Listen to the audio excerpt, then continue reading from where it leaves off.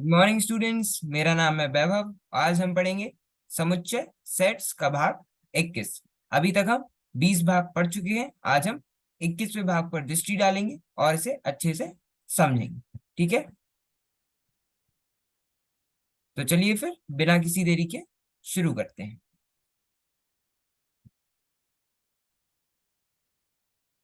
हाँ, तो आज हम पढ़ेंगे दो समुच्चयों के सम्मिलन और सर्वनिष्ठ पर आधारित व्यवहारिक प्रश्न। हमने सम्मिलन और सर्वनिष्ठ समुच्चयों के देखे थे, है ना। Union and intersection of sets पर हम चर्चा कर चुके हैं। आज हम उनसे जुड़े हुए कुछ व्यवहारिक प्रश्न पर चर्चा करेंगे। Practical problems on union and intersection of two sets, और ये आपकी पुस्तक में 1.12 पर दिया हुआ है, तो अवश्य वहां से एक बार पढ़ लीजिएगा। ठीक है, तो चलिए हम आगे बढ़ते हैं। ठीक है, दो समुच्चयों के सम्मिलन और सर्वनिष्ठ पर आधारित व्यवहारिक प्रश्न। पहले के अनुच्छेदों में हम दो समुच्चयों के सम्मिलन, सर्वनिष्ठ तथा अंतर के बारे में सीख चुके हैं, है ना। अभी तक हमने जितना पढ़ा है उनमें हम जो दो समुच्चय हैं उनमें जो सम्मिलन होता था, है ना, यूनियन होता था, सर्वनिष्ठ जिसे हम इंटरसेक्शन बोलते थे, तथा अंतर, इनके बारे में पढ़ चुके हैं, है ना। सम्मिलन में हम क्या करते थे, दोनों समुच्चयों के प्रत्येक अवयव को लेते थे, लेकिन आवश्यक ये था कि जो अवयव एक से ज्यादा बार हो उसे एक बार ही ले। और सर्वनिष्ठ में हम उस अवयव को लेते थे जो दोनों ही समुच्चयों में हो, जैसे अगर ए और बी है तो ए समुच्चय में भी हो और बी समुच्चय में भी। और अंतर में हम क्या करते थे, जैसे ए अंतर बी करेंगे तो हम ए समुच्चय में से बी के ए समुच्चय के अवयव, मतलब ए समुच्चय में से हम बी समुच्चय के अवयव को घटा देंगे। ठीक है, तो हम अभी तक दो समुच्चयों के सम्मिलन, सर्वनिष्ठ तथा अंतर के बारे में सीख चुके हैं। आज इस अनुच्छेद में हम अपने प्रतिदिन के जीवन से संबंधित कुछ प्रश्नों को सरल करेंगे, है ना। आज इस अनुच्छेद में हम प्रतिदिन से जुड़े हुए जो कुछ प्रश्न होते हैं उन्हें सेट्स के या फिर समुच्चय के माध्यम से देखेंगे। इस अनुच्छेद में प्राप्त सूत्रों का प्रयोग आगे आने वाले अध्यायों जैसे प्रायिकता में भी किया जाएगा, है ना। ये जो इस अध्याय में जो हमें सूत्र मिलते हैं, है ना, हमने पहले ही बात की थी कि समुच्चय जो है काफी ज्यादा अध्याय में बहुत मदद करता है, जैसे कि प्रायिकता वगैरह, इन सब में हमें समुच्चय की बहुत जरूरत पड़ती है। ठीक है, तो इस अनुच्छेद में जो प्राप्त सूत्र हैं उनका प्रयोग आगे आने वाले अध्याय जैसे प्रायिकता, जो कि अध्याय 16 है, उनमें किया जाएगा।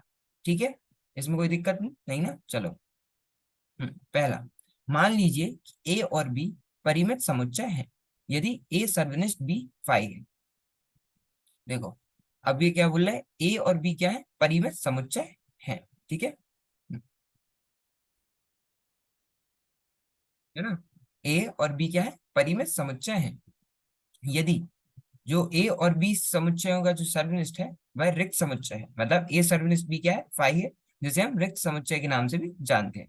तो ए सम्मिलन बी की जो संख्या है ना, एन क्या बता रही है, एन बता रहा है कि ए सम्मिलन बी की में जो ए सम्मिलन बी का जो समुच्चय होगा, है ना, उसमें अवयवों की संख्या एन बता रहा है। ऐसा, जैसे एन ए सम्मिलन बी का मतलब ये है कि ए सम्मिलन बी जो समुच्चय है उसमें जितने अवयव है उनकी संख्या, वो क्या होगा, N A plus N B. मतलब अगर कोई दो समुच्चय हैं जिनका जो सर्वनिष्ठ है वह क्या है, रिक्त समुच्चय है ना। मतलब ऐसा कोई भी अवयव नहीं है जो कि दोनों समुच्चयों में पाया जा रहा हो, मतलब दोनों अलग अलग। ठीक है, तो उस, है ना, तो उसमें क्या होगा, जो ए सम्मिलन बी की संख्या है वह किसके बराबर होगी, ए समुच्चय के अवयवों की संख्या प्लस बी समुच्चय के अवयवों की संख्या। ठीक है, तो एक सूत्र क्या है कि ए सम्मिलन बी के अवयवों की संख्या किसके बराबर होगी, ए समुच्चय के अवयवों की संख्या प्लस बी समुच्चय के अवयवों की संख्या। ठीक है, ए सम्मिलन बी के अवयव या तो ए में है या बी में है, परंतु दोनों में नहीं, है ना। क्यों, क्योंकि ए सर्वनिष्ठ बी क्या है, देखो हमने क्या किया था, हमने दो समुच्चय माने, दो परिमित समुच्चय माने ए और बी, है ना। और हमने ये देखा कि यदि ए सर्वनिष्ठ बी जो है वह फाई है, मतलब रिक्त समुच्चय है। कहने का मतलब ये है, ऐसा कोई भी अवयव नहीं है जो ए समुच्चय में भी हो और बी समुच्चय में भी हो। तब क्या होता है, तब एन ए सम्मिलन B equals to N A plus N B. इसका मतलब ये है, ए सम्मिलन बी के समुच्चय के अवयवों की संख्या किसके बराबर होगी, ए समुच्चय के अवयवों की संख्या प्लस बी समुच्चय के अवयवों की संख्या। ठीक है, ए सम्मिलन बी के अवयव या तो ए में है या फिर बी में है, परंतु दोनों में नहीं है, क्योंकि ए सर्वनिष्ठ बी क्या है, फाई है या फिर रिक्त समुच्चय। मतलब ऐसा कोई भी अवयव नहीं है जो कि ए सर्वनिष्ठ बी का ए सर्वनिष्ठ बी समुच्चय का अवयव हो। मतलब या मतलब दोनों समुच्चय ए और बी में हो, क्योंकि ए सर्वनिष्ठ बी फाई या फिर रिक्त समुच्चय है, अतः परिणाम एक तत्काल प्राप्त होता है। ठीक है, ये जो परिणाम एक है वह हमें तत्काल प्राप्त होता है। ठीक है, अब हम आगे चलते हैं। दूसरा, व्यापक रूप से यदि ए और बी परिमित समुच्चय हैं तो एन ए समलन B equals to N A plus N B minus N A सर्वनिष्ठ बी। लेकिन व्यापक रूप से देखो, अभी हमने क्या देखा था, अगर ए सर्वनिष्ठ बी फाई या फिर रिक्त समुच्चय है, मतलब ऐसा कोई भी अवयव ना हो जो ए समुच्चय में भी हो और बी समुच्चय में भी। लेकिन अगर हम सामान्यतः व्यापक रूप से बात करें कि यदि ए और बी परिमित समुच्चय हैं तो सूत्र क्या होगा, एन ए सम्मिलन B equals to N A plus N B minus N A सर्वनिष्ठ बी। मतलब ए सम्मिलन बी की है ना, जो ए सम्मिलन बी के समुच्चय के अवयवों की संख्या है वह ए समुच्चय के अवयवों की संख्या प्लस बी समुच्चय के अवयवों की संख्या प्लस ए सर्वनिष्ठ बी के समुच्चयों के अवयवों की संख्या, sorry N A plus N B ये माइनस है ना। हम ए समुच्चय की अवयवों की संख्या करेंगे, उसमें बी समुच्चय के अवयवों की संख्या प्लस करेंगे, लेकिन हम घटाएंगे क्या, ए सर्वनिष्ठ बी के अवयवों की संख्या को हम घटाएंगे, क्योंकि ये क्या है, ये समुच्चय ए में भी है और समुच्चय बी में भी है, तो इन अवयवों को हम घटाएंगे। ठीक है, तो एन ए सम्मिलन बी क्या हुआ, n A plus N B minus A n A सर्वनिष्ठ बी। ठीक है, नोट कीजिए कि समुच्चय ए अंतर बी, ए सर्वनिष्ठ बी तथा बी अंतर ए असंयुक्त हैं और इनका सम्मिलन ए सम्मिलन बी है ना। क्या है कि जो ए अंतर बी है, ए सर्वनिष्ठ बी है और बी अंतर ए है, ये क्या है, असंयुक्त है, और इनका सम्मिलन जो ए सम्मिलन बी है वह आकृति 1.11 है ना। ये जो अभी हम देखेंगे इसमें क्या है, देखो हमें पता है कि ए अंतर बी, बी अंतर ए और ए सर्वनिष्ठ बी जो होते हैं वह असंयुक्त होते हैं। मतलब ऐसा कोई भी भाग नहीं होता है जो इन तीनों में उभयनिष्ठ होता है ना, मतलब इन तीनों में होता है। जैसे कि अगर हम देखें तो ये जो आयत है वह हमें सार्वत्रिक समुच्चय यू दर्शा रहा है ना, और ये जो वृत्त है वो समुच्चय ए और समुच्चय बी को दर्शा रहे हैं। ये हो गया समुच्चय ए और समुच्चय बी। समुच्चय ए और समुच्चय बी सार्वत्रिक समुच्चय यू के उपसमुच्चय है ना। अब अगर आप ए अंतर बी को देखो तो ए अंतर बी क्या होगा, ए अंतर बी ये भाग होगा है ना, ए अंतर बी होगा ये भाग है ना। ए अंतर बी का मतलब क्या, ए में से बी के भाग को हटा दें, तो ये पूरा ए समुच्चय था है ना, इसमें से हमने बी का भाग जो इतना है इसे हटा दिया, तो ये जो इतना भाग बचा हुआ है ये क्या हुआ, ए अंतर बी हुआ। ऐसे ही जब हम बी अंतर ए निकालेंगे तो बी अंतर ए हम कैसे निकालेंगे, बी समुच्चय में से है ना, बी के भाग में से ए के भाग को हम घटा देंगे, तो ये पूरा हम्म, हाँ ये देखो, ये पूरा बी का भाग है ना, ये पूरा बी समुच्चय है, सॉरी ये नहीं, ये ये पूरा बी समुच्चय है ना। ये जो पूरा वृत्त है ये क्या है, बी समुच्चय है, इसमें से हमने ए का भाग हटा दिया, मतलब बी वाला भाग हटा दिया, तो ये जो बाकी का भाग है ये क्या हुआ, बी अंतर ए बचा है ना। तो ये हो गया ए अंतर बी और ये होगा बी अंतर ए। अब हम क्या निकालेंगे, ए सर्वनिष्ठ बी निकालेंगे। ए सर्वनिष्ठ बी मतलब अगर हम वैनारिक में देखें तो वह भाग जो समुच्चय ए में भी हो और समुच्चय बी में भी हो है ना, और इसे देख के हमें पता चलता है कि जो बीच वाला भाग है ना, ये जो बीच वाला भाग है ये क्या है, ए सर्वनिष्ठ बी है, क्योंकि ये जो भाग है वह समुच्चय ए में भी है और समुच्चय बी में भी है ना। तो ये देखो, ये है ए अंतर बी, ये है बी अंतर ए और ये ए सर्वनिष्ठ बी। तो इससे हमें पता क्या चलता है, ये तीनों ही अलग अलग है, असंयुक्त है ना। ऐसा कोई भी भाग नहीं है जो इन तीनों में मेल हो है ना, कि ऐसा नहीं है कि ऐसा कोई भी भाग हो जो इन तीनों में उभयनिष्ठ हो, मतलब एक हो। ठीक है, इतना समझ आ गया। चलो हम वापस चलते हैं।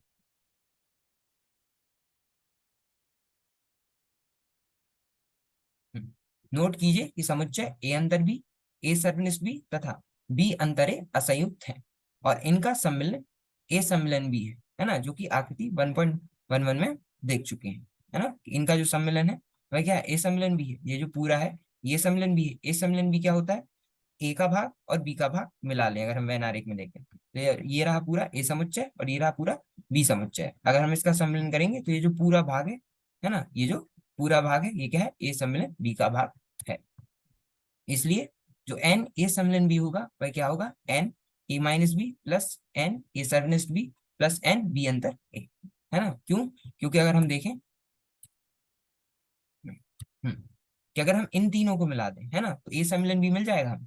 अगर हम ए अंतर बी अंतर ए और ए सम्मिलन बी को हम मिला दें तो हमें ए सम्मिलन बी मिल जाएगा, है ना, क्योंकि ये जो पूरा भाग है ये सम्मिलन बी है, और ये जो इतना है ए अंतर बी, ये है बी अंतर ए और ये है ए सम्मिलन बी। तो हम इन तीनों को मिलाएंगे तो हमें ए सम्मिलन बी मिल जाएगा, है ना। तो जब हम अवयवों की संख्या के रूप में से लिखेंगे तो हम क्या लिख सकते हैं, एन ए सम्मिलन बी क्या होगा, एन ए अंतर बी प्लस एन ए सर्वनिष्ठ बी प्लस एन बी अंतर ए, है ना, इसमें कोई दिक्कत नहीं ना। चलो फिर हमने आगे पढ़ेंगे तो ये क्या हुआ, एन ए अंतर बी प्लस एन ए सर्वनिष्ठ बी प्लस एन बी अंतर ए। और यहाँ हमने क्या किया, एन ए सर्वनिष्ठ बी को प्लस और माइनस कर दिया, है ना, प्लस शून्य किया। कहने का मतलब ये है क्योंकि ये दोनों आपस में कट जाएंगे, है ना, तो हमने एक बार जोड़ दिया और एक बार घटा दिया, है ना, सिर्फ दिखाने के लिए। तो प्लस एन ए सर्वनिष्ठ बी माइनस एन ए सर्वनिष्ठ बी, तो ये क्या हुआ, n A plus N B minus N A सर्वनिष्ठ बी, है ना। क्या हुआ, n A plus N B minus N A सर्वनिष्ठ बी, जो कि क्या है, परिणाम दो को सत्यापित करता है।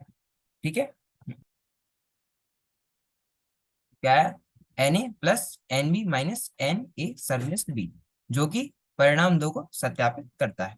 अगर आप सोच रहे हैं ये कैसे आया तो देखिए, ये है ए अंतर बी, है ना, ये है ए अंतर बी, है ना, ये है बी अंतर ए और ये है ए सर्वनिष्ठ बी, है ना। तो एन ए अंतर बी प्लस एन ए सर्वनिष्ठ बी प्लस एन बी अंतर ए, और इसमें अगर हम एक बार एन ए सर्वनिष्ठ बी भी जोड़ें तो हमें क्या मिलेगा, N A plus N B मिलेगा। कैसे, देखो, N A plus N B का मतलब हमने एक बार इस समुच्चय की पूरी अवयव ले लिए।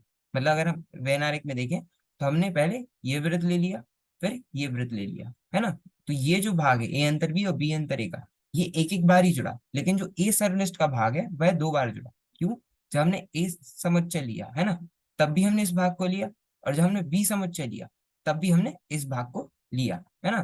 तो जब हम N A plus N B करेंगे, है ना, तो क्या होगा, एन ए अंतर बी प्लस एन बी अंतर ए प्लस एन ए सर्वनिष्ठ बी प्लस एन ए सर्वनिष्ठ बी, है ना, ये जो बीच का भाग है दो बार आएगा। ठीक है, तो यहाँ पे एन ए अंतर बी प्लस एन ए सर्वनिष्ठ बी प्लस एन बी अंतर ए प्लस एन ए सर्वनिष्ठ बी, इसकी जगह हमने क्या लिखा, n A plus N B, है ना, माइनस एन ए सर्वनिष्ठ बी, जो कि परिणाम दो को सत्यापित करता है। ठीक है, इसमें कोई दिक्कत नहीं ना। चलो हम आगे चलते हैं।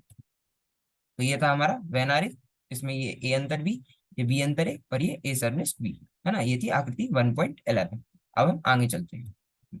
तीसरा, पुनः यदि ए बी और सी परिमित समुच्चय हैं, है ना, अगर ए बी और सी क्या है, परिमित समुच्चय है, तो क्या होगा, एन ए सम्मिलन बी सम्मिलन सी किसके बराबर होगा, N A plus N B plus n C minus N A सम्मिलन बी, मतलब एन ए सर्वनिष्ठ बी माइनस एन बी सर्वनिष्ठ सी माइनस एन ए सर्वनिष्ठ सी प्लस एन ए सर्वनिष्ठ बी सर्वनिष्ठ। सम्मिलन बी सम्मिलन सी को क्या लिख सकते हैं, N A plus N B union C minus N A सर्वनिष्ठ बी यूनियन बी सम्मिलन सी। ये कैसे आया, देखो, हम एन ए का हमने एन ए लिखा, हमने n B plus n C minus n B सर्वनिष्ठ सी को एन बी सम्मिलन सी लिख दिया, है ना। देखो ये सूत्र था ना, कि ए सम्मिलन बी को हम क्या लिख सकते हैं, N A plus N B minus N A सर्वनिष्ठ बी। ऐसी एन बी सम्मिलन सी को हम क्या लिख सकते हैं, n B plus n C minus n B सर्वनिष्ठ सी। ठीक है, तो हमने इसे एन बी सम्मिलन सी लिख दिया, और ये जो है माइनस एन ए सर्वनिष्ठ बी माइनस एन ए सर्वनिष्ठ सी प्लस एन ए सर्वनिष्ठ बी सर्वनिष्ठ सी, इसको हम माइनस एन ए सर्वनिष्ठ बी सम्मिलन सी लिख सकते हैं। कैसे, देखो, हम यहाँ माइनस एन क्या कॉमन लेंगे, ठीक है, माइनस एन को हमने बाहर लिया तो ये क्या होगा, एन ए सर्वनिष्ठ बी प्लस एन ए सर्वनिष्ठ सी माइनस एन ए सर्वनिष्ठ बी सर्वनिष्ठ सी। ठीक है, तो हम वैनारिक की मदद से देखते हैं। ठीक है, मान लीजिए कि हमने एक समुच्चय, एक जो वृत्त है यहाँ पे सी, ठीक है, ये वाला जो है वह क्या है, सी है। ठीक है, अब हमने क्या करना है, हमें ए सर्वनिष्ठ बी निकालना है। ठीक है, जो कि क्या होगा, ये भाग, है ना, ये वाला जो बीच का भाग है ये सर्वनिष्ठ बी होगा। ठीक है, इसमें हमें प्लस करना है ए सर्वनिष्ठ सी, तो ए सर्वनिष्ठ सी क्या होगा, ए सर्वनिष्ठ सी ये वाला भाग होगा, है ना, और इसमें से हमें घटाना कौन सा है, ए सर्वनिष्ठ बी सर्वनिष्ठ सी। मतलब ये जो बीच का भाग है, ये जो बीच का भाग है जो इन तीनों समुच्चयों में, तीनों व्रतों में, ये वाला, इसे हमें घटाना है। ठीक है, तो हमारे पास कितना भाग बचा, हमारे पास ये इतना, ये है ना, कि अगर ये सी समुच्चय होता, ठीक है, तो एक ये भाग है ना, हमने क्या किया था, ए सम्मिलन ए सर्वनिष्ठ बी किया था, है ना, ये पूरा भाग किया था, मतलब हमारे पास ये भाग बचा इतना, और इतना ये वाला भाग बचा, लेकिन जो बीच का भाग है ये नहीं बचा। ठीक है, ये इतना और ये वाला भाग। ठीक है, ऐसे अगर हम अब इसे देखें, एन ए सर्वनिष्ठ बी यूनियन सी, तो ये भी वही भाग आएगा। कैसे, देखो,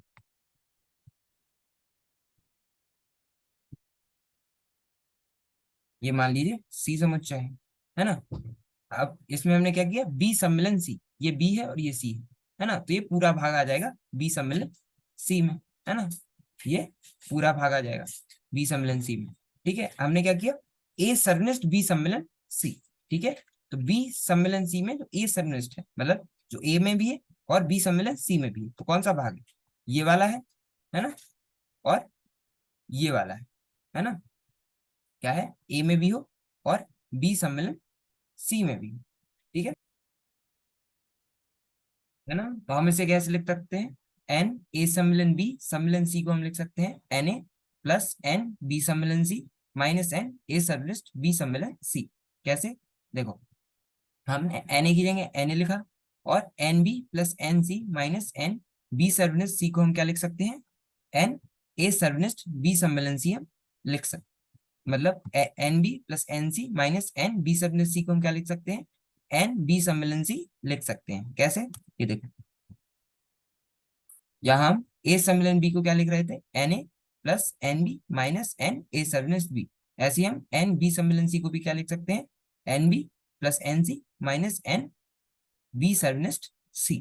ठीक है, तो हमने n B plus n C minus n B सर्वनिष्ठ सी की जगह एन बी सम्मिलन सी को लिखा, है ना, और ये जो माइनस एन ए सर्वनिष्ठ बी माइनस एन ए सर्वनिष्ठ सी प्लस एन ए सर्वनिष्ठ बी सर्वनिष्ठ सी है, इसे हम माइनस एन ए सर्वनिष्ठ बी सम्मिलन सी भी लिख सकते हैं। कैसे, देखो, माइनस एन को हम कॉमन लेंगे, बाहर लेंगे, तो क्या बचेगा, ए सम्मिलन बी प्लस ए सम्मिलन सी, है ना, मतलब कॉमन, मतलब हमने माइनस को बाहर ले लिया। ठीक है, माइनस को बाहर लिया तो हमारे पास क्या बचेगा, एन ए सम्मिलन ए सर्वनिष्ठ बी प्लस एन ए सर्वनिष्ठ सी माइनस एन ए सर्वनिष्ठ बी सर्वनिष्ठ सी, है ना, और इसे हम वैन आरेख में देखेंगे तो क्या होगा, एन ए सर्वनिष्ठ बी क्या होगा, ये वाला भाग, एन बी सर्वनिष्ठ सी, अगर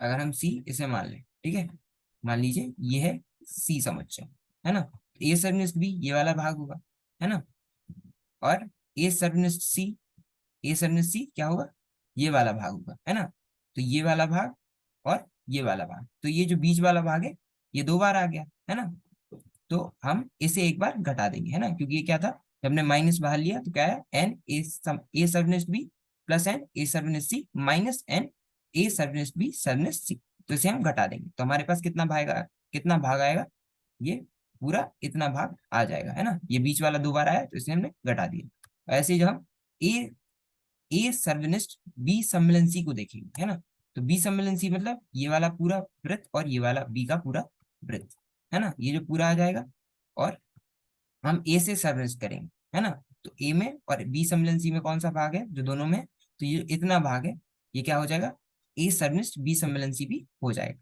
है ना, तो हम क्या, इसलिए हम ऐसे लिख सकते हैं, इसे माइनस एन ए सर्वनिष्ठ बी माइनस एन ए सर्वनिष्ठ सी प्लस एन ए सर्वनिष्ठ बी सर्वनिष्ठ सी को हम क्या, माइनस एन ए सर्वनिष्ठ बी सम्मिलन सी भी लिख सकते हैं। ठीक है, इसमें कोई दिक्कत नहीं ना। ठीक है, तो ये क्या हो गया, n A plus N B plus n C minus n B सर्वनिष्ठ सी माइनस एन ए सर्वनिष्ठ बी सम्मिलन सी, है ना, हमने क्या किया, बी सम्मिलन सी के सूत्र को दोबारा लिख दिया, तो क्या होगा, N A plus N B plus n C minus n B सर्वनिष्ठ सी माइनस एन ए सर्वनिष्ठ बी सम्मिलन सी। ठीक है, इसमें कोई दिक्कत नहीं ना, अच्छी समझ आ गया। चलो हम आगे बढ़ते हैं, क्योंकि ए सर्वनिष्ठ बी सम्मिलन सी क्या होता है, ए सर्वनिष्ठ बी होगा सम्मिलन ए सर्वनिष्ठ सी होगा, है ना। इसको हम ऐसे लिख सकते हैं कि ये जो है ना, हमने सूत्र पढ़ा था कि ये जो है इसे हम एक तरह के गुणा की तरह देखेंगे, है ना, जो कोष्टक के बाहर होता है। तो ये जो है ये सरनेस सी होगा, फिर ये बीच में सम्मिलन आएगा और ये सरनेस सी। हमें प्राप्त होता है कि जो एन ए सर्वनिष्ठ बी सम्मिलन सी है ना, वह क्या है, एन ए सर्वनिष्ठ बी प्लस एन ए सर्वनिष्ठ सी माइनस एन ए सर्वनिष्ठ बी सर्वनिष्ठ ए सर्वनिष्ठ सी। कैसे आएगा, देख हम इसकी जगह इसे लिख सकते हैं, है ना, ए सर्वनिष्ठ बी सम्मिलन सी की जगह हम ए सर्वनिष्ठ बी सम्मिलन ए सर्वनिष्ठ सी को लिख सकते हैं, है ना। तो ये देखो, अगर हम ए सर्वनिष्ठ बी को एज ए देखें, है ना, ए सर्वनिष्ठ बी को हम ए देखें और ए सर्वनिष्ठ सी को हम बी देखें, है ना, तो ए सम्मिलन बी का सूत्र क्या होता था, N A plus N B, है ना, माइनस एन ए सर्वनिष्ठ बी, है ना। तो ऐसे ही हमने एन ए की जगह लिखा एन ए सर्वनिष्ठ बी प्लस एन बी की जगह लिखा एन ए सर्वनिष्ठ सी, है ना, और माइनस एन ए सर्वनिष्ठ बी की जगह लिखा माइनस एन ए सर्वनिष्ठ बी सर्वनिष्ठ ए सर्वनिष्ठ सी, है ना। तो ये वही सूत्र है एन ए सम्मिलन बी का, ठीक है। तो इससे ये क्या हो सकता है, एन ए सर्वनिष्ठ बी प्लस एन ए सर्वनिष्ठ सी माइनस एन ए सर्वनिष्ठ बी सर्वनिष्ठ सी, है ना। अगर हम इसे वेन आरेख में देखें कि ए सर्वनिष्ठ बी सर्वनिष्ठ ए सर्वनिष्ठ सी क्या होगा, है ना, ये होगा ए सर्वनिष्ठ बी, है ना, ये जो बीच का भाग होगा ए सर्वनिष्ठ बी, है ना, और ए सर्वनिष्ठ सी क्या होगा, ये बीच का भाग है ए सर्वनिष्ठ बी और ए सर्वनिष्ठ सी ये होगा, है ना, ये वाला भाग और ये वाला भाग, है ना।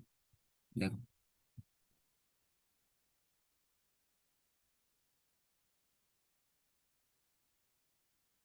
ठीक है, ए सर्वनिष्ठ बी सर्वनिष्ठ ए सर्वनिष्ठ सी क्या होगा, ये हो गया हमारा ए सर्वनिष्ठ बी का भाग और ये हो गया ए सर्वनिष्ठ सी का भाग। अगर हम इनका सर्वनिष्ठ करेंगे तो वह भाग जो इन दोनों में आता हो, तो ये जो बीच वाला भाग है ये क्या हुआ, ए सर्वनिष्ठ बी सर्वनिष्ठ ए सर्वनिष्ठ सी, है ना, और इसे हम क्या लिख सकते हैं, ए सर्वनिष्ठ बी सर्वनिष्ठ सी भी लिख सकते हैं, ठीक है। तो इसे हम इस पूरे को हम एन ए सर्वनिष्ठ बी प्लस एन ए सर्वनिष्ठ सी माइनस एन ए सर्वनिष्ठ बी सर्वनिष्ठ सी भी लिख सकते हैं। अतः एन ए सम्मिलन बी सम्मिलन सी क्या हुआ, n A plus N B plus n C minus N A सर्वनिष्ठ बी माइनस एन बी सर्वनिष्ठ सी माइनस एन ए सर्वनिष्ठ सी प्लस एन ए सर्वनिष्ठ बी सर्वनिष्ठ सी, ठीक है।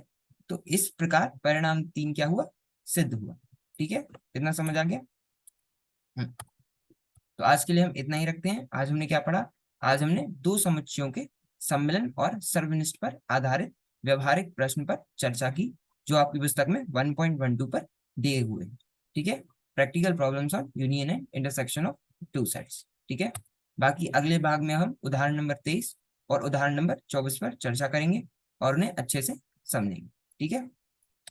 तो मिलते हैं अगले भाग में। धन्यवाद, थैंक यू।